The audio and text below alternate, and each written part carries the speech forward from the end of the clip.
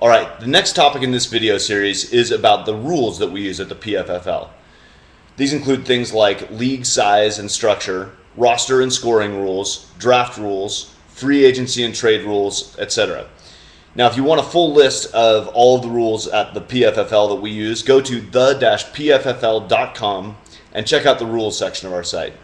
But at the highest level, our rules are designed to be traditional, simple, fun, fair, and competitive. We want to make sure that everybody has an equal shot and that the best players truly have the best chance at winning. Now, there's one other big thing about the way we set the rules up at the PFFL. That is, all of our leagues play by the same rules. And this has some huge implications. It allows us to do things at the PFFL that simply nobody else out there can offer. When we look at fantasy football today, there are over 30 million people in the US playing fantasy football every single year. That's a huge number of people. But at the same time, everything's completely fragmented. There's no standardization out there. This is one of the reasons we decided to start the PFFL in the first place. What you have is every league playing by different sets of rules. So if somebody wants to call themselves an expert or one of the best fantasy football players out there, how are they going to prove that? Your league might have a bunch of crap players, so fine, you win it every year. Another league might be very competitive, so I only win it once every 12 years on average. There's no standardization out there, so there's no way to tell who's really good at fantasy football and who isn't. Now, when everybody plays by the same rules across a growing number of leagues, it allows us to do things like power rankings. So for instance, every single week of the season, we give everyone a rank from the first team all the way down to the 100,000th team. Based on how you've been doing so far this season, we can compare across every single league in the PFFL and say who's the best and who's the worst.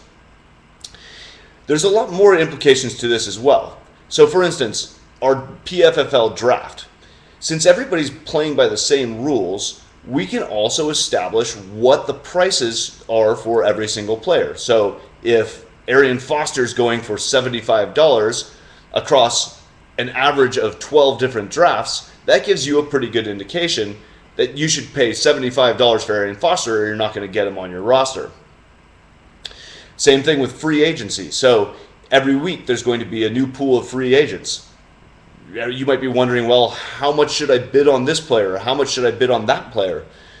In the PFFL, you can start to see prices emerge for free agents each week as well. What else? How about news?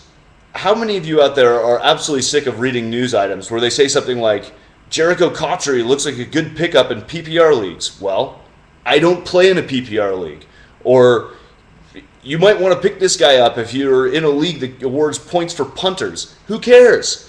At the PFFL, our news is specific to the set of rules that we have in the PFFL. So when you read news, it's relevant to your league. You know whether you should be picking up players, dropping players, drafting players higher, not drafting players. All of our news is catered to you.